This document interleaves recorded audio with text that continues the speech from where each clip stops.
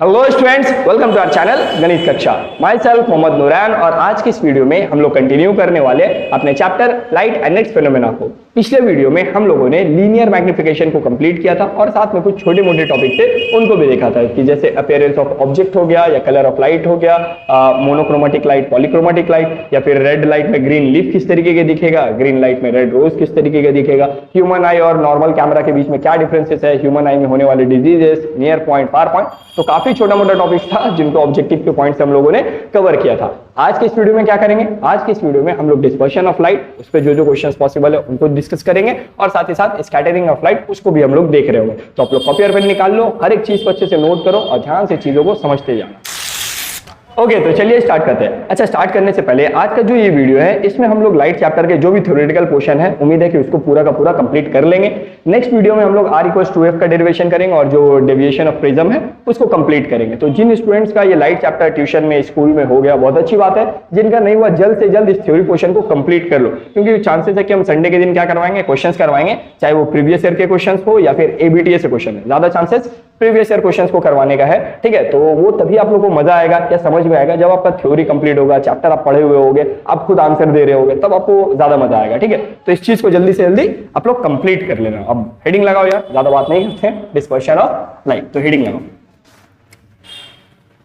Dispersion of light.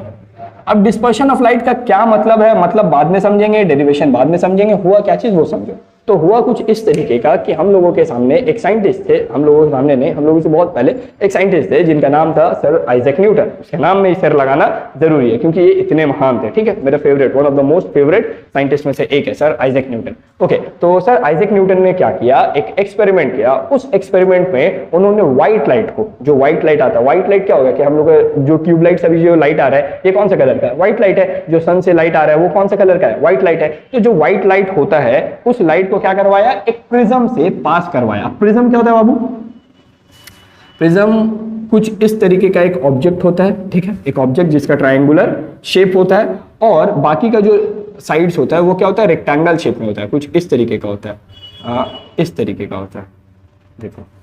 तो उसको हम लोग क्या बोलते हैं, प्रिज्म बोलते हैं।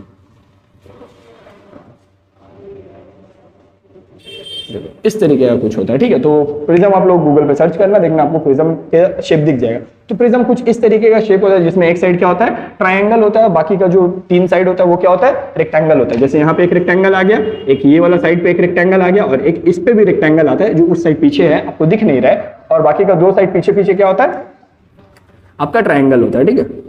इस तरीके का एक ट्रायंगल होता है। खैर, तो जो भी है ये प्रिज्म तो होता है। तो सर आइजैक न्यूटन ने क्या किया, सर आइजैक न्यूटन ने इस प्रिज्म पे एक व्हाइट लाइट को इंसिडेंट करवाया, एक व्हाइट लाइट को इंसिडेंट करवाया, ठीक है। ये कौन सा कलर है, ये इंपॉर्टेंट है, यहाँ पे कलर इंपॉर्टेंट है। इसीलिए पिछले वीडियो में हम लोगों ने पहले मोनोक्रोमेटिक और पॉलीक्रोमेटिक पढ़ा, हम इसको बाद में पढ़ा सकते बट पहले पढ़ा है, ठीक है। तो व्हाइट लाइट आया। अब व्हाइट लाइट अभी तक अपने को आइडिया नहीं है कि ये मोनोक्रोमेटिक है या पॉलीक्रोमेटिक है। अब तक हम लोग क्या मान रहे हैं, अब तक आप लोग ये क्या मानते हो, व्हाइट लाइट एक सिंगल कलर है। हम लोग यही ना बोलते हैं कि भाई व्हाइट कलर का, ये तो व्हाइट कलर मतलब क्या है, एक सिंगल कलर, व्हाइट, व्हाइट मतलब व्हाइट, ठीक है। तो यहाँ पे व्हाइट कलर का लाइट रिफ्रैक्टिव इंसिडेंट होता है सर आइजैक न्यूटन के द्वारा। अब ये व्हाइट लाइट, जाहिर सा बात है, यहाँ पे क्या है, ये ग्लास है और यहाँ पे क्या है बाबू, यहाँ पे एयर है। तो जब भी लाइट एयर से ग्लास में जाएगा वहां पे रिफ्रैक्शन होगा। तो इस पॉइंट पे रिफ्रैक्शन होता है और रिफ्रैक्शन कुछ ऐसा होना चाहिए था, और उसके बाद फिर से यहाँ रिफ्रैक्शन होता तो वो कुछ इस तरीके से निकल जाना चाहिए था, यानी यहाँ से व्हाइट लाइट को बाहर आ जाना चाहिए था, व्हाइट लाइट बाहर आ जाना चाहिए था। सर आइजैक न्यूटन एकदम अपना आंख गड़ाए देख रहे थे, ठीक है। सर आइजैक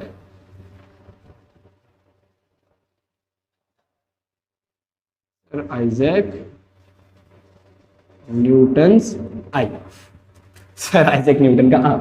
तो सर आइजैक न्यूटन एकदम देख रहे थे, इंतजार कर रहे थे भाई व्हाइट लाइट आएगा, व्हाइट लाइट आएगा। बट जब वो यहाँ पे देख रहे थे तो उनको व्हाइट लाइट नहीं दिखा। व्हाइट लाइट के जगह में और भी डिफरेंट यहाँ पे क्या हुआ बाबू, रे ऑफ लाइट सामने आया, बहुत सारा रे ऑफ लाइट सामने आया, ठीक है। अलग अलग रे ऑफ लाइट देखने को मिला।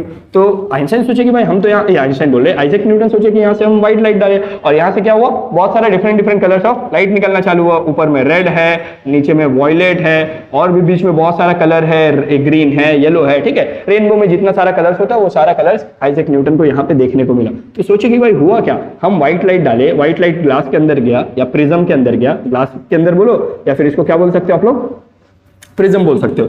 तो व्हाइट लाइट हम दिए, व्हाइट लाइट ग्लास या प्रिज्म के अंदर से गया, और जैसे प्रिज्म के अंदर से गया वो व्हाइट लाइट व्हाइट नहीं रहा, वो 7 अलग अलग कलर्स में डिसोसिएट बोल सकते हो या स्प्लिट हो गया। स्प्लिट हो गया, स्प्लिट का मतलब होता है अलग अलग हो जाना, ठीक है। तो रेड से वॉयलेट के बीच में जितना भी कलर्स आता है रेनबो में, उन सारे कलर्स में क्या हुआ, ये व्हाइट लाइट स्प्लिट हो गया। अरे यार ये हम लोग स्कूल वगैरह में भी किए हैं, हम लोग स्कूल में प्लास्टिक का स्केल होता था, तो सनलाइट पे या ट्यूब लाइट पे ऐसे ऐसे करके देखते थे, तो उसमें आपको कलर्स दिखता है। अगर आप चाहो तो आप घर पे भी बैठ के कर सकते हो, आपके पास बस एक स्केल चाहिए था। हम लोग के टाइम में एक नटराज का स्केल आता था, उस स्केल से आप ऐसे हल्का सा टिल्ट करते रहोगे अपने ट्यूबलाइट के आगे पीछे, तो आप देखोगे कि आपको उसमें कुछ डिफरेंट डिफरेंट कलर्स आपको देखने को मिलेंगे। तो ये क्यों दिखने को मिल रहे हैं, क्योंकि वहां पे क्या हो रहा है, इस तरीके का एक फेनोमेना हो रहा है जहां पे व्हाइट लाइट ट्यूबलाइट से आ रहा है, आपके स्केल में जा रहा है, और वहां से अलग अलग कलर्स में स्प्लिट हो जा रहा है, और वही कलर्स आपको देखने को मिल रहा है, ठीक है। तो इस पूरे सिनेरियो को ही क्या बोला जाता है, डिस्पर्शन ऑफ लाइट बोला जाता है। डिस्पर्शन ऑफ लाइट में क्या है, एक व्हाइट लाइट आएगा, प्रिज्म से टकराएगा, और प्रिज्म के अलावा कोई और ऑब्जेक्ट होने से भी हो जाएगा, बट उन्होंने एक्सपेरिमेंट प्रिज्म पे किया था, इसलिए हम भी प्रिज्म लिए हैं, ठीक है।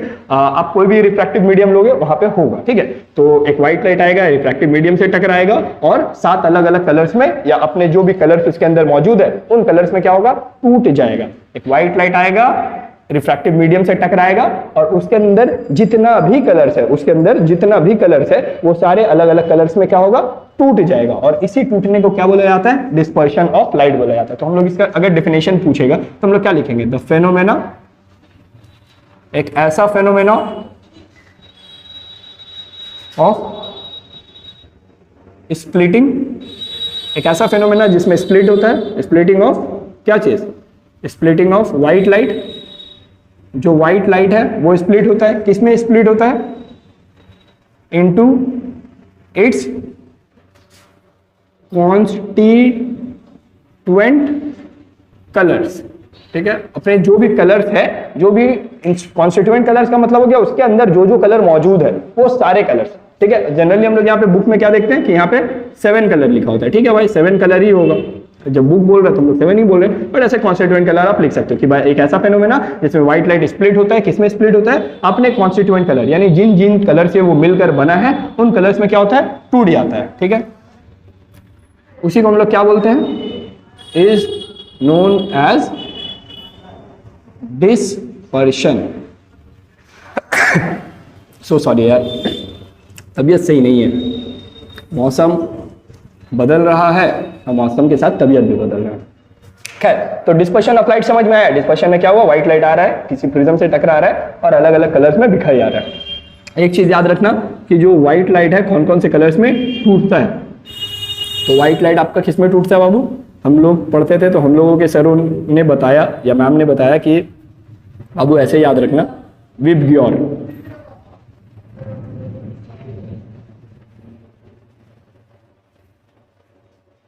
कुछ इस तरीके का एक तरीका बताया, विबग्योर, ठीक है। विबग्योर का मतलब हो गया violet, indigo, blue, green, yellow, orange और रेड, ठीक है। अच्छा, तो ये इन कलर्स में टूटता है और इन्हीं कलर्स, ये कलर्स को याद रखना, ठीक है। अभी ये जरूरी पड़ेगा, क्यों पड़ेगा आगे बात करेंगे। डिस्पर्शन समझ में आया। अच्छा, डिस्पर्शन समझ में आने के बाद हम लोग के दिमाग में ये सवाल आना चाहिए कि सर डिस्पर्शन हो तो रहा है बट क्यों हो रहा है, आखिर डिस्पर्शन होने का वजह क्या है। व्हाइट लाइट गया, रिफ्रैक्शन हुआ, तो व्हाइट लाइट ही रिफ्रैक्ट कर सकता था ना। ये सातों अलग अलग कलर्स में टूटने का क्या रीजन है, एग्जाम में आ सकता है question, why dispersion occurs, dispersion क्यों होता है, आप इसको एक्सप्लेन कीजिए। तो आप वहां पे क्या बोलोगे, आप सुनिए। यहाँ पे जब व्हाइट लाइट आ रहा है तो व्हाइट लाइट का क्या होता है ना कि जो आप ऐसे सोचो, क्या हम बोल रहे हैं, जो वेवलेंथ होता है, जो मेन क्रक्स है उस पे आते हैं। अब हम लोग जानते हैं यार वेवलेंथ बोल के कोई चीज होता है, वेवलेंथ क्या होता है बता देते हैं। तो देखो, हम लोग कभी साउंड वगैरह जब चैप्टर पढ़ेंगे जिंदगी में कभी भी, तो वहां पे ये चीज पढ़ने का मौका मिलेगा कि जो कुछ इस तरीके से ट्रैवल होता है, अभी तक हम लोग ये मान के चले कि जो लाइट होता है, light always travel in a straight line, but light actually में एक तरीके का इलेक्ट्रोमैग्नेटिक वेव है, ठीक है। लाइट एक्चुअली में क्या है, इलेक्ट्रोमैग्नेटिक वेव है। जो आपको बताया जा रहा है कि light always travel in a straight line, ठीक है, वो अपनी जगह पे सही है, बट लाइट एक्चुअली में क्या है, एक तरीके का इलेक्ट्रोमैग्नेटिक वेव है, वो इस तरीके से ट्रैवल करता है, ठीक है भाई, इस तरीके से ट्रैवल करता है। तो इसी को हम लोग क्या बोलते हैं, वेव बोलते हैं। अब वेव का मतलब होता है कि भाई जो एक टॉप पॉइंट है और जो दूसरा टॉप पॉइंट है, इन दोनों टॉप पॉइंट का जो डिफरेंस आएगा, उसी डिफरेंस को क्या बोला जाता है बाबू, वेव का लेंथ बोला जाता है। यहां से यहां तक का जो डिस्टेंस है, डिस्टेंस, उसी डिस्टेंस को क्या बोला जाता है, वेव लेंथ बोला जाता है, ठीक है। तो अब यहाँ पे जो आप डिफरेंट कलर्स देख रहे हो ना, इन सारे कलर्स का जो वेवलेंथ है वो अलग अलग होता है। वॉयलेट का वेवलेंथ कुछ और होता है, इंडिगो का कुछ और, ब्लू का कुछ और इन सब में जो सबसे छोटा वेवलेंथ होता है वो आई थिंक आपका इसका होता है। और जैसे आप इंडिगो पे जाओगे, आपका वेवलेंथ थोड़ा सा क्या होगा, बढ़ेगा, थोड़ा सा वेवलेंथ क्या होगा, बढ़ेगा, इस तरीके का। तो धीरे धीरे आप देख पा रहे हो कि जो रेड का वेवलेंथ है वो सबसे बड़ा है, जो वॉयलेट का वेवलेंथ है जो वो सबसे छोटा है। एग्जाम में ये याद रखना कि ये स्टार्ट होता है 4000 एंगस्ट्रॉम से और ये खत्म होता है 8000 एंगस्ट्रॉम पे, ठीक है। तो जो पूछ सकता है कि जो वेवलेंथ होता है ये विजिबल लाइट है, ठीक है। विजिबल लाइट हम क्यों बोल रहे हैं कि भाई हम लोग उन्हीं कलर्स को ना बात कर सकेंगे जिन कलर्स को हम देख पाते हैं। तो यहाँ पे आप लोग विजिबल लाइट लिए 4000 एंगस्ट्रॉम से 8000 एंगस्ट्रॉम के बीच में ये सारे कलर्स आते हैं, और वॉयलेट का उसमें से सबसे छोटा वेवलेंथ होता है और रेड का सबसे बड़ा वेवलेंथ होता है, ठीक है। इतना चीज हम लोगों को पता है। अब हुआ क्या चीज कि क्योंकि वेवलेंथ सबका अलग अलग है, तो हम लोग एक फॉर्मूला पढ़े थे आज से कुछ दिन पहले, जहां पे हम लोग पढ़े थे C = F लैम्डा, ठीक है। जहां पे C क्या था, वेलोसिटी था, F क्या था बाबू, F आपका फ्रीक्वेंसी था, और लैम्डा क्या था, लैम्डा आपका वेवलेंथ था, ठीक है। तो क्योंकि जो वेवलेंथ है वो सबका अलग अलग है, वेवलेंथ क्या है, सबका अलग अलग है, तो जैसे ही ये व्हाइट लाइट किसके अंदर एंटर करता है, ग्लास के अंदर एंटर करता है, तो वेवलेंथ का वैल्यू अलग अलग होने की वजह से जो सबका वेलोसिटी होता है वो भी क्या हो जाता है, अलग अलग हो जाता है। जिसका वेवलेंथ ज्यादा उसका वेलोसिटी ज्यादा, जिसका वेवलेंथ कम उसका वेलोसिटी भी कम। तो इस तरीके का चेंजेस देखने को मिलता है कि भाई जो वेवलेंथ है, हम लोग रीजन में अगर कोई पूछ लेगा कि भाई रीजन बताओ, तो रीजन में हम लोग क्या बोलेंगे, हम लोग बोलेंगे since the wavelength,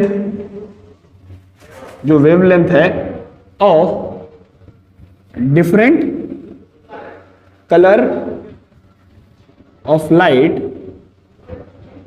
are different, so when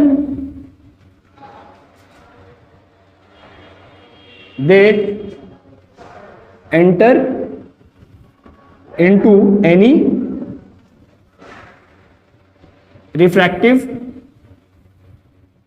medium, जब वो एक रिफ्रैक्टिव मीडियम में एंटर करते हैं, यहां पे और ऐड कर सकते हैं एट सर्टेन एंगल, बट हम नहीं लिख रहे, ठीक है। Medium, the velocity of lights, of color of light are different, so they split।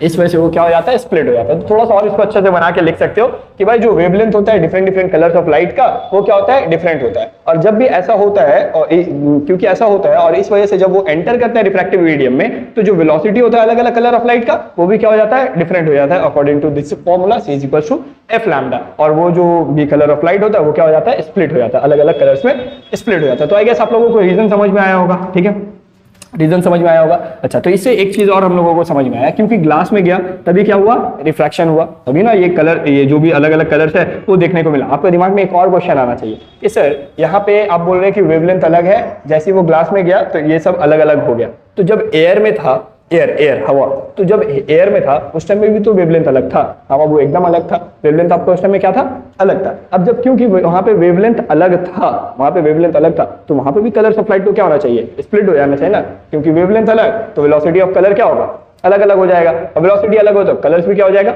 अलग हो जाएगा। बट यहाँ पे एक प्रॉब्लम बोल सकते हो या एक लॉजिक है कि भाई जो वेवलेंथ होता है वो चेंज होता है जब आप किसके अंदर जाते हो, किसी अलग मीडियम के अंदर जाते हो। तो जैसे आप मीडियम में जाओगे तो आपका क्या आएगा, चेंजेस देखने को मिलेगा। और जब आप एयर में हो या जब आप वैक्यूम में हो तो आपका वेलोसिटी का जो डिफरेंस है वो इतना ज्यादा नहीं होता है कि वो सारे कलर्स ऑफ लाइट क्या हो सके, अलग अलग हो सके। तो ये हम लोग रीजन दे सकते हैं कि भाई एयर में क्यों नहीं होता है। एयर में इसलिए नहीं होता है क्योंकि जो वेलोसिटी का डिफरेंस होता है अलग अलग कलर्स ऑफ लाइट के बीच में वो इतना ज्यादा नहीं होता है, इतना ज्यादा नहीं होता है कि वो क्या कर सके, स्प्लिट कर सके। बट जैसे ही वो किसी रिफ्रैक्टिव मीडियम में जाता है वहां पे वेलोसिटी का जो डिफरेंस है वो काफी ज्यादा बढ़ जाता है, जिस वजह से वो सारे कलर्स ऑफ लाइट क्या होता है, अलग अलग हो जाता है। तो इससे समझ में आया कि जो डिस्पर्शन है, नोट में एकदम पॉइंट लिखेंगे, डिस्पर्शन जो है किस पे डिपेंड करता है, डिस्पर्शन डिपेंड्स ऑन, किस पे डिपेंड करेगा बाबू, सबसे पहले किस पे डिपेंड करता है, सबसे पहले डिपेंड करता है भाई कि आप रिफ्रैक्टिव मीडियम क्या लिए हो।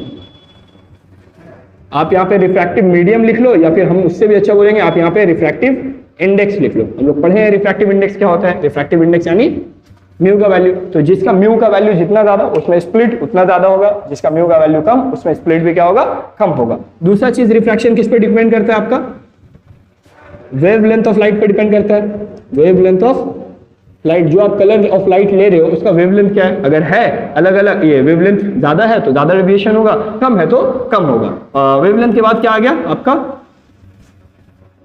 वेलोसिटी। तो ये कुछ फैक्टर्स है जिनके ऊपर क्या करता है, डिपेंड करता है। और आप इनडायरेक्टली समझोगे तो ये मेजरली रिफ्रैक्टिव इंडेक्स पे डिपेंड करता है। रिफ्रैक्टिव इंडेक्स वेवलेंथ और वेलोसिटी पे डिपेंड करता है, तो इसलिए ये डिस्पर्शन भी क्या हो रहा है, रिफ्रैक्टिव इंडेक्स पे डिपेंड कर रहा है। अरे यार जब रिफ्रैक्टिव इंडेक्स पढ़े थे तो उस दिन बताए थे कि रिफ्रैक्टिव इंडेक्स वेवलेंथ पे और रिफ्रैक्टिव इंडेक्स वेलोसिटी पे डिपेंड करता है। डिस्पर्शन रिफ्रैक्टिव इंडेक्स पे करता है, ये इन दोनों पे करता है, तो इनडायरेक्टली ये इन दोनों पे भी करेगा ना। तो ऐसे करके थोड़ा सा सोच के देखो। तो आई गेस आप लोगों को समझ में आया। एग्जाम में एक क्वेश्चन और आता है कि भाई डिस्पर्शन ऑफ लाइट का एक नेचुरल एग्जांपल बताओ। नेचुरल एग्जांपल यानी हम लोग नहीं करवाएंगे, सर आइजैक न्यूटन भी नहीं करवाएंगे, वो अपने आप होगा, नेचुरली होगा। तो नेचुरली हम लोग जानते हैं नेचुरल स्पेक्ट्रम, इसको स्पेक्ट्रम बोला जाता है, ठीक है, स्पेक्ट्रम। तो ये क्या है भाई,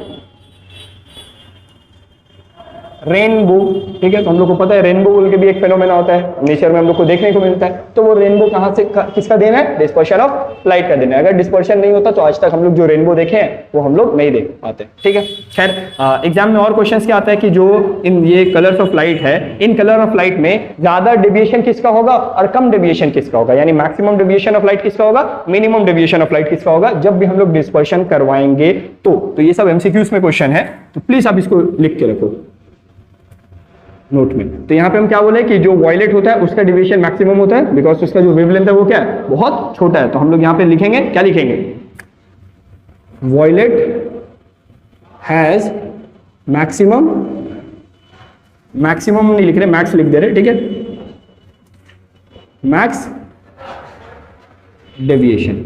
तो वॉयलेट का जो डेविएशन है वो मैक्सिमम होता है। नोट में एक और पॉइंट लिखते हैं, क्या लिखेंगे, रेड हैज मिनिमम डेविएशन, ठीक है। तो इसीलिए जब हम यहाँ पे लाइट, व्हाइट लाइट को बनाए तो व्हाइट लाइट में देखो हम ऊपर में रेड दिए, नीचे में वॉयलेट दिए, क्योंकि सबसे ज्यादा कौन बेंड हुआ है, सबसे ज्यादा वॉयलेट बेंड हुआ और रेड उतना बेंड नहीं हुआ। तो ये चीज आप दिमाग में रखना यार, एग्जाम में क्वेश्चन आता है कि which among the following colours deviate most when pass through a prism. जब भी हम लोग इनको प्रिज्म से पास करवाएंगे तो इन सब में से कौन सा कलर सबसे ज्यादा डेविएट होगा, मोस्ट, लार्जर, ग्रेटर, इस तरह का क्वेश्चन आएगा। तो वहां पे आप लोग को बोलना है भाई कि वॉयलेट का मैक्सिमम होता है, सर बताए थे, करके लिख लीजिए, स्कूल में आपकी मैम बताई थी, ठीक है। और रेड हैज मिनिमम डेविएशन, तो ये भी क्वेश्चन आता है। तो प्लीज इन क्वेश्चंस को, एक एक मार्क्स का क्वेश्चन है, प्लीज मिस नहीं करना, क्योंकि बहुत बुरा लगता है भाई इतना इजी क्वेश्चन बता देने के बाद नहीं बनेगा, टफ होगा। जब पेपर सॉल्व करेंगे तो देखेंगे आप लोग कितना कितना आंसर कर पा रहे हो। तो आई गेस आप लोगों को सारा ये पॉइंट समझ में आया होगा, और यहाँ पे कुछ ऐसा है नहीं जो हम मिस कर रहे हैं, ठीक है। तो बस इतना, जल्दी से इनको कॉपी कर लो, और मेरे को नहीं लगता कि कुछ है। ओके, तो चलिए अब हम लोग स्कैटरिंग ऑफ लाइट को स्टार्ट करते हैं। आई होप आप लोगों को डिस्पर्शन ऑफ लाइट अच्छे से समझ में आया होगा, कोई भी आप लोगों का डाउट नहीं होगा। तो अब आप लोग हेडिंग लगाओ, scattering of light.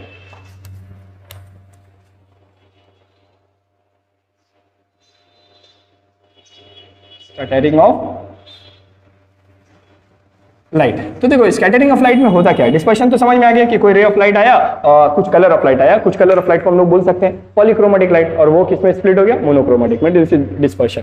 But scattering में ऐसा नहीं होता है। स्कैटरिंग में कुछ रे ऑफ लाइट आता है और हम लोग जानते हैं यहाँ पे हम लोग क्या मेन कॉन्टेक्स्ट है, कॉन्टेक्स्ट है कि भाई सन से जो लाइट आ रहा है सनलाइट, वो सनलाइट व्हाइट कलर का है या कोई भी कलर का है, ठीक है, सनलाइट आ रहा है, वो सनलाइट आएगा कहाँ पे, सबसे पहले हम लोग के अर्थ के एटमोस्फेयर में आएगा। और अर्थ के एटमोस्फेयर में ना बहुत सारा डस्ट पार्टिकल है, बहुत सारा वाटर मॉलिक्यूल है, बहुत सारा एयर मॉलिक्यूल है और पता नहीं क्या क्या वहां पे मौजूद है। तो ये सारा जो छोटा छोटा पार्टिकल्स है ये क्या करता है, वहां से जो लाइट आ रहा है, लाइट क्या है, light is a form of energy है, light is a form of energy. तो उस फॉर्म ऑफ एनर्जी को अपने अंदर क्या करता है, एब्जॉर्ब कर लेता है और एब्जॉर्ब करने के बाद वापस से क्या करता है, री रिलीज करता है, वापस से रिलीज कर देता है। इसी एब्जॉर्ब करने को और वापस से री रिलीज करने को क्या बोला जाता है, स्कैटरिंग ऑफ लाइट बोला जाता है। देखो एक्चुअली में क्या है ना कि हम लोग किसी भी रे ऑफ लाइट या किसी भी कलर ऑफ लाइट को देख नहीं सकते, जो सच है। आप अगर यार यहाँ पे एक हल्का पावर वाला लेजर लाइट जो है या फिर आप ऐसे जो ट्यूबलाइट है, ट्यूबलाइट से जो लाइट निकल रहा है तो आप रास्ते में क्या लाइट को गुजरते हुए देख सकते हो। यहाँ से जो लाइट जा रहा है तो हमको ये लाइट विजिबल है, हमको ये लाइट विजिबल नहीं है। ये लाइट किसी चीज से टकराएगा, टकरा के आंखों में आएगा तो वो चीज विजिबल होगा, वो ऑब्जेक्ट विजिबल होगा।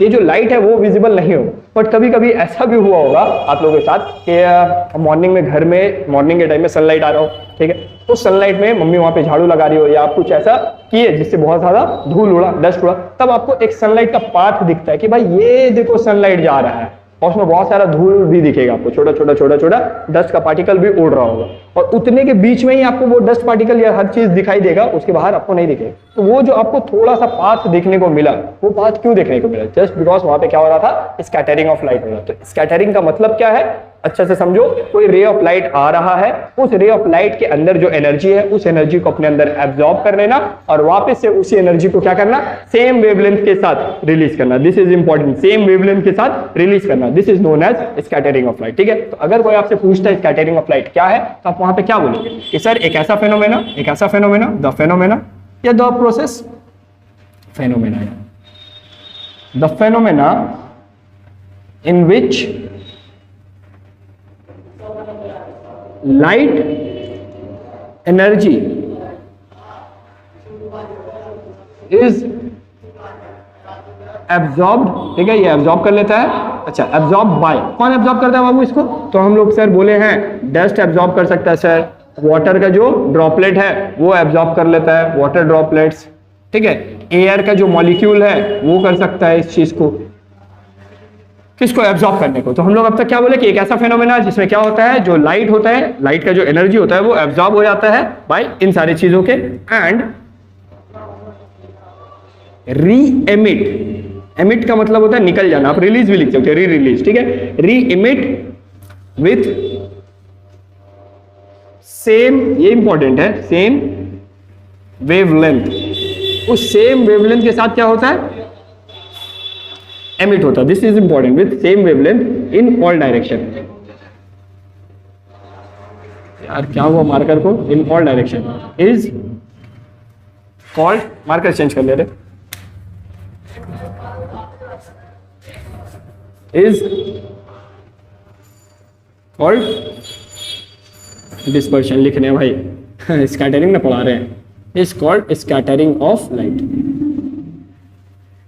आई गेस समझ में आया स्कैटरिंग ऑफ लाइट क्या है। एक बार वापस से डेफिनेशन रीड करें तो एक ऐसा फेनोमेना है सर जिसमें लाइट का जो एनर्जी है वो एब्जॉर्ब हो जाता है, जो लाइट का एनर्जी है वो क्या हो जाता है, एब्जॉर्ब हो जाता है। कौन एब्जॉर्ब करता है, डस्ट करता है, वाटर ड्रॉपलेट करता है, एयर का मॉलिक्यूल करता है एंड उसके बाद री इमिट कर देता है, री इमिट करता है, रिलीज करता है विथ सेम वेवलेंथ। री इमिट द एनर्जी लिख सकते थे यहाँ पे आप, री इमिट द एनर्जी, नहीं भी लिखोगे तो भी चलेगा, re emit the energy with same wavelength in all directions is known as scattering of light, is called scattering of light.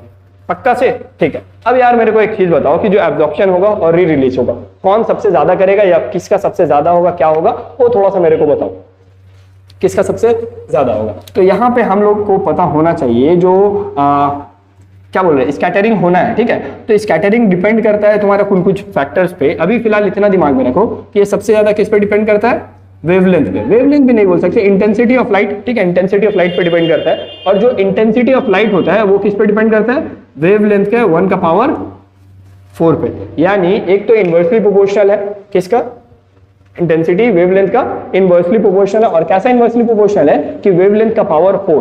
तो ये बहुत मतलब बहुत ज्यादा, जितना ज्यादा छोटा वेवलेंथ उतना ज्यादा उसका क्या देखने को मिलेगा, स्कैटरिंग देखने को मिलेगा। अरे यार इसको ऐसा सोचो ना कि अगर आप यहाँ पे 10 पुट कर दोगे तो 10 का पावर 4 है, यानी क्या हो जाएगा 10 का पावर 4 1 2 3 4 0 है, तो 10 आप पुट किया बट वो 10 क्या बन गया 10,000 बन गया। तो ये इस तरीके का कुछ है, यानी आप उसको जितना छोटा करके दोगे वो उतना ज्यादा अच्छा छोटा कैसे हो रहा है भाई, 1 से डिवाइड कर रहे हो। अगर हम लोग किसी 1 को 10 से डिवाइड करेंगे 0.1, 1 को 100 से डिवाइड करेंगे 0.01, यानी नीचे जितना ज्यादा बड़ा नंबर उतना छोटा वैल्यू। तो यहाँ पे जितना ज्यादा बड़ा वेवलेंथ होगा उतना क्या होगा, इंटेंसिटी का वैल्यू कम आएगा और उतना वहां पे मेरे को क्या देखने को मिलेगा, कम स्कैटरिंग देखने को मिलेगा। और जितना ज्यादा यहाँ पे बड़ा ये छोटा वेवलेंथ होगा तो उतना ज्यादा मेरे को क्या देखने को मिलेगा, आई का वैल्यू देखने को मिलेगा। इस वजह से वहां पे स्कैटरिंग ऑफ लाइट क्या होगा, बहुत ज्यादा होगा। तो I is the intensity of light, lambda is the wavelength of light. जितना ज्यादा वेवलेंथ उतना कम स्कैटरिंग, जितना कम वेवलेंथ उतना ज्यादा स्कैटरिंग। तो हम लोग बोल सकते हैं, इसको लिख लो, यहां मत लिखो यहां लिख लो, I is nothing but lambda का पावर 4। ये एग्जाम में रिलेशन में भी रिलेशन पूछ ले, ऐसे तो अब तक नहीं पूछा है, तुम लोग से भी क्यों ही पूछेगा। तो हाँ ये चीज रख लो कि नोट में एकदम लिख के, scattering of light is inversely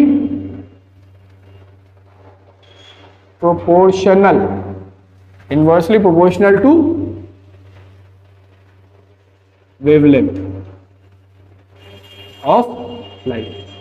तो जितना ज्यादा वेवलेंथ उतना कम स्कैटरिंग, जितना कम वेवलेंथ उतना ज्यादा स्कैटरिंग। तो अभी जस्ट आप डिस्कशन पढ़े और आपको आइडिया हो गया कि जो वेवलेंथ होता है वो सबसे ज्यादा किसका होता है। हम लोग एक यहाँ पे डायग्राम बनाया था ना, तो जिसमें रेड का जो वेवलेंथ था वो क्या था, सबसे ज्यादा था, और जो वॉयलेट था उसका वेवलेंथ क्या था, सबसे कम था। तो इससे समझ में आ रहा है कि जो स्कैटरिंग होगा वो मैक्सिमम स्कैटरिंग किसका देखने को मिलेगा, मैक्स स्कैटरिंग किसका होगा बाबू, जिसका वेवलेंथ सबसे छोटा है। और सबसे छोटा किसका है, सबसे छोटा है वॉयलेट का, ठीक है।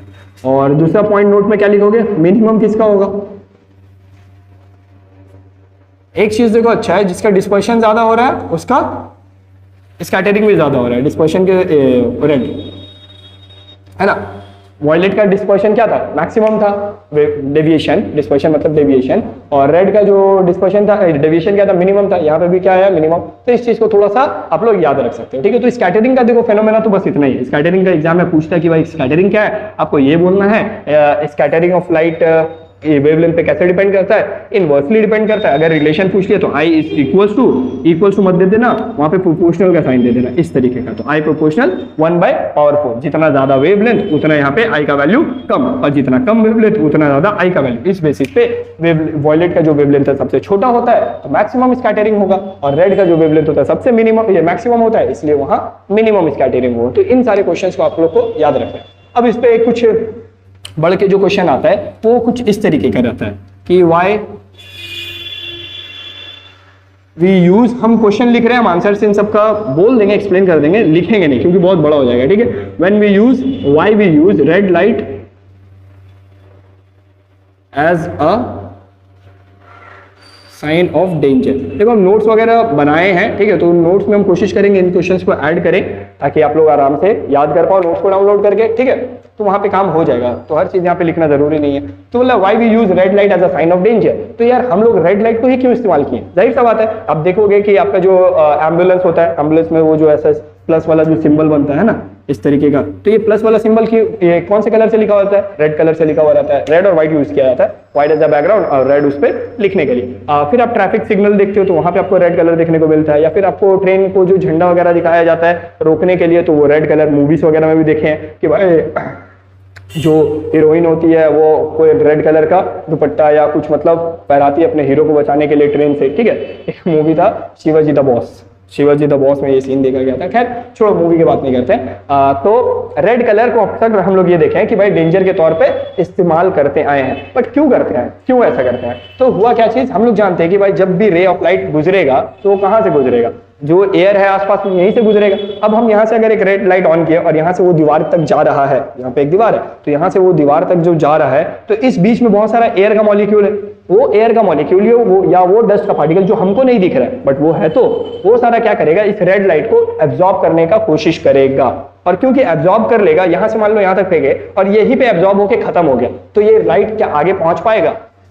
हम रेड लाइट ऑन किए और रेड लाइट यहाँ पे निकला और उसको सब एब्जॉर्ब कर रहा है। तो अगर ये यहीं पे एब्जॉर्ब हो गया, इसको ऐसे सोचो ना यार कि हम यहाँ पे रेड लाइट नहीं दे रहे, हम मिठाई बांट रहे हैं, ठीक है, और सारा स्टूडेंट लाइन से ऐसे बैठा हुआ और हम एक एक करके दे रहे। अब बीच में कोई एक ऐसा लड़का बैठ के है जिसका एक मिठाई से काम नहीं चलता है, उसको एक डब्बा मिठाई चाहिए और हम दे रहे, तो जैसे हम उस पर पहुंचे वो क्या करेगा, सारा का सारा मिठाई मेरे से ले लेगा। तो आगे क्या वो चीज पहुंच पाएगा? वो आगे नहीं पहुंच पाएगा। रीजन क्या है? उस बच्चे की वजह से जो बहुत सारा मिठाई खा लिया, ठीक है। तो वो ऐसा हुआ। तो यहाँ पे भी कुछ वैसा ही हो रहा है कि जो एयर का मॉलिक्यूल आसपास में है, वो मॉलिक्यूल रेड लाइट को एब्जॉर्ब कर ले रहा है, और एब्जॉर्ब कर ले रहा है तो वो आगे तक ज्यादा नहीं पहुंच पाएगा। और हम लोग क्या कर रहे हैं?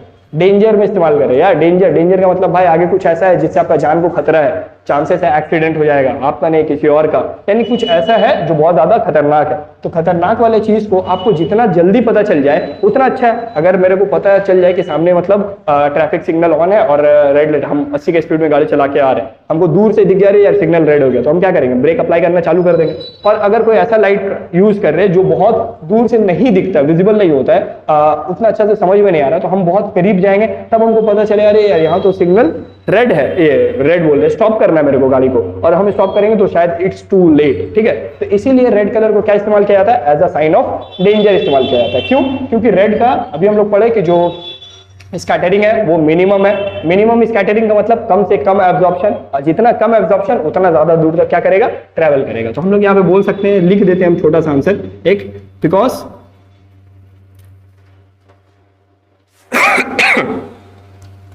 रेड लाइट एब्जॉर्ब मत लिखो, स्कैटर लिखो, scatter least, so we use it in danger. इसको और अच्छा से लिखा जा सकता था, ऑफकोर्स लिखा जा सकता था, बट आपको यार समझना है कि आखिर क्यों कर रहे हैं। तो रेड लाइट का स्कैटरिंग क्या होता है? सबसे कम होता है, और क्योंकि सबसे कम होता है तो ये ज्यादा दूर तक ट्रैवल कर सकता है, आसानी से विजिबल हो जाएगा, ठीक है। तो ये या फिर अब बारिश वगैरह में भी आसानी से विजिबल हो जाता है, तो इसलिए हम लोग रेड कलर को as a sign of danger इस्तेमाल करते हैं। तो ये एक क्वेश्चन हो गया।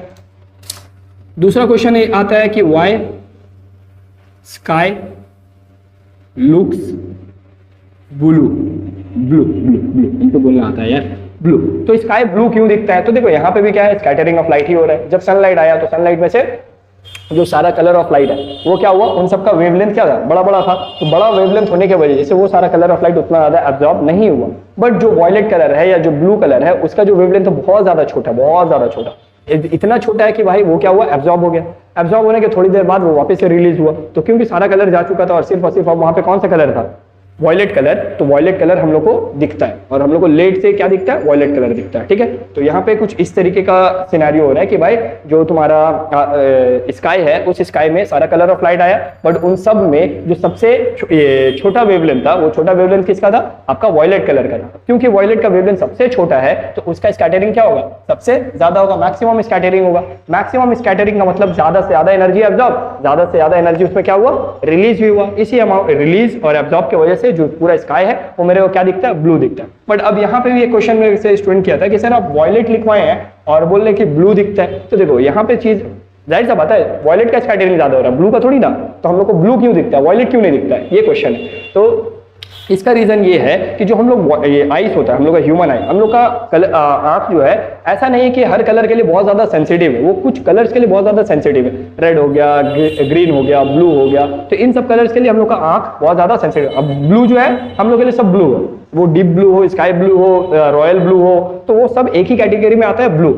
ब्रेन उसको उसी तरीके से प्रोसेस करता है। तो भले वहां से आ रहा है वॉयलेट कलर, बट क्योंकि हम लोग देख रहे हैं और हम लोग का आई उतना ज्यादा सेंसिटिव नहीं है वॉयलेट की तरफ, हम लोग का आई ज्यादा सेंसिटिव किस पे? ब्लू पे। तो वॉयलेट को भी कैसे ट्रीट करता है? एक ब्लू की तरह ट्रीट करता है, और वो भी हमको क्या दिखता है? ब्लू दिखता है, ठीक है। अच्छा, इसको और देखे होगे कि हम यहाँ बताएं कि भाई ये इंटेंसिटी पे भी डिपेंड करेगा, इंटेंसिटी पे भी थोड़ा सा इंटेंसिटी का भी बात है। तो अब मेरे को बताओ कि यहाँ पे सन है, यहाँ पे, ठीक है, यहाँ पे सन है, ये वाला सन है, तो सन यहाँ से आ रहा है, तो सनलाइट पूरा आ रहा है, तो इस जगह पे ज्यादा एब्जॉर्प्शन पॉसिबल है या इस जगह पे ज्यादा एब्जॉर्प्शन पॉसिबल है? तो आपको देखने को मिलेगा कि भाई यहाँ से जो सनलाइट आ रहा है, क्योंकि यहाँ से लगातार आ रहा है, यहाँ पे मेन सोर्स है, तो इस सोर्स के पास उतना ज्यादा एब्जॉर्प्शन नहीं होगा। जैसे जैसे दूर जाओगे वैसे वैसे एब्जॉर्प्शन ज्यादा होने लगे। इसीलिए जो सन के चारों साइड होता है वहां पे उतना ज्यादा आपको ब्लू नहीं दिखेगा, वहां पे आपको व्हाइट दिखेगा, रेडिश टाइप का दिखेगा, ऑरेंज टाइप का दिखेगा, येलो टाइप का दिखेगा। यानी इस साइड पे सन के चारों साइड में थोड़ा सा दूरी तक आपको रेड, ऑरेंज, येलो यानी ये सारा कलर दिखेगा जो आपका बड़ा बड़ा वेवलेंथ वाला।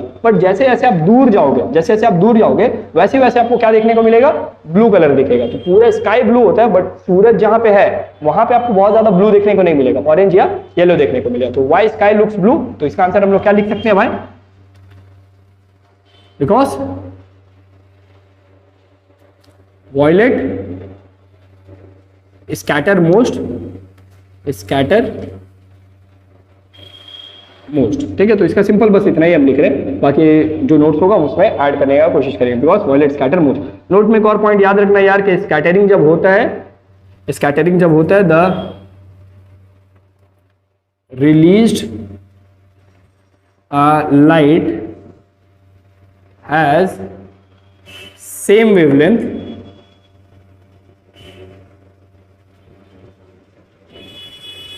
As of absorb light.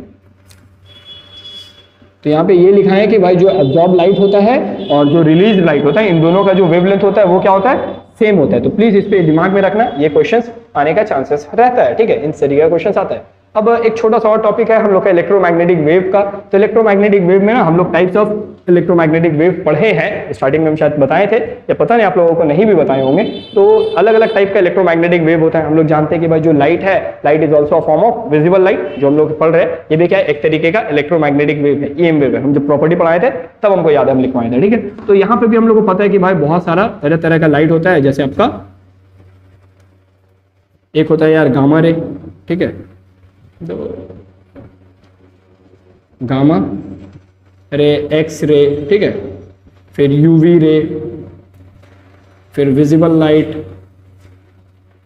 Infrared, microwave और एक है रेडियो। तो इतना तरीके का आपका क्या होता है, इतना तरीके का आपका इलेक्ट्रोमैग्नेटिक वेव होता है। इन सब का यूज केस एग्जाम में पूछा जा सकता है कि भाई इस लाइट का यूज केस बताओ, इसका यूज केस बताओ। 1 मार्क्स का क्वेश्चन है तो हम क्यों ही सोचे स्किप करें, इसको यहीं पे करके निकल जाते हैं। तो गामा रे का क्या यूज केस है, गामा रे का भाई हम लोग का मेडिकल साइंस में यूज होता है, जहां पे हम लोग कैंसर सेल्स को मारने का कोशिश करते हैं। तो हाँ भाई, जो केमोथेरेपी एक सुने होंगे आप लोग कि जिनको कैंसर हो जाता है उनको केमोथेरेपी लिया जाता है। तो केमोथेरेपी क्या है, गामा रे का लाइट होता है जो हम लोग कैंसर सेल्स पे मारते हैं और कैंसर सेल्स मर जाता है। तो ये एक ट्रीटमेंट गामा रे के थ्रू दिया जाता है। एक्सरे तो भाई कितना कोई आप लोग में से ही करवा चुके होंगे। एक्सरे में क्या होता है कि अगर ये मेरा हड्डी टूट गया है या फ्रैक्चर हो गया तो ये कैसे करके पता चलेगा, तो हम लोग एक्सरे इसका निकालेंगे और एक्सरे से अंदर का जो फ्रैक्चर है वो पता चल जाएगा। तो X-ray is used to detect fracture को पता करने के लिए। अच्छा, यूवी लाइट का क्या इस्तेमाल है, तो यूवी लाइट का भी इस्तेमाल होता है। यूवी लाइट का बेसिकली हम लोग इस्तेमाल करते हैं प्योरिटी को चेक करने के लिए कि कोई भी चीज कितना ज्यादा प्योर है। तो ज्यादातर यूवी लाइट का प्योरिटी क्या चेक होता है, जो जेम्स वगैरह होता है, जैसे कि आप जेम्स खाने वाला जेम्स नहीं, डायमंड हो गया, रूबी हो गया, या जो प्रीशियस स्टोन्स है, उन प्रीशियस स्टोन्स का जो प्योरिटी है उसको चेक करने के लिए हम लोग यूवी रे का इस्तेमाल करते हैं। विजिबल लाइट यार ऑफकोर्स हम लोग देखने वगैरह के लिए इस्तेमाल करते हैं। इंफ्रारेड का कहाँ पे इस्तेमाल होता है, तो इंफ्रारेड का भी मेडिकल साइंस में इस्तेमाल होता है फोटो वगैरह के लिए, ठीक है इसका भी सोनो स्कैन वगैरह जो होता है उसमें शायद इंफ्रारेड लाइट का इस्तेमाल होता है। वॉर वगैरह जहाँ पे हो रहा होता है तो अंधेरे में देखने के लिए रेडार सिस्टम जो होता है क्लाउड के आर पार देख लेता है, तो वो इंफ्रारेड लाइट का इस्तेमाल कर रहा होता है, ठीक है। साथ में फिर आ गया माइक्रोवेव, भाई ऑफकोर्स हम लोग खाना बनाने के लिए इस्तेमाल करते हैं, खाना गर्म करने के लिए इस्तेमाल करते हैं, तो microwave is used in cooking, और कम्युनिकेशन के लिए भी इस्तेमाल होता है माइक्रोवेव, ऐसा नहीं है। रेडियो वेव तो भाई बहुत जोर शोर से हम लोग टीवी वगैरह में इस्तेमाल करते हैं, या कम्युनिकेशन के लिए इस्तेमाल, कॉल कर रहे हैं किसी को, कोई मैच हो रहा है तो उस मैच को टीवी पे देख रहे हैं, तो ये सब किसके थ्रू हो पाता है, रेडियो वेव। तो ये सारा जो यूज केसेस हम बोले, इन यूज केसेस को एक बार आप लोग लिख लेना भाई, कहीं पे भी शॉर्ट में लिख लेना या बुक में होगा, एक बार उसको देख लेना, ठीक है। आई होप आप लोगों को स्कैटरिंग ऑफ लाइट समझ में आया होगा, डिस्पर्शन समझ में आया होगा। कोई भी अगर डाउट निकलता है बाबू, पूरा जो थ्योरी कंप्लीट किया इसमें से कहीं पे भी डाउट निकलता है तो बोलना। उन डाउट्स को हम लोग क्या करेंगे, जब हम लोग क्वेश्चन सीरीज करेंगे तो वहां पे हम लोग इन क्वेश्चन, आप लोग का जो डाउट होगा उसको हम डिस्कस कर रहे होंगे, ठीक है। तो पढ़ाई लिखाई अच्छे से करते रहो, ऑल द वेरी बेस्ट।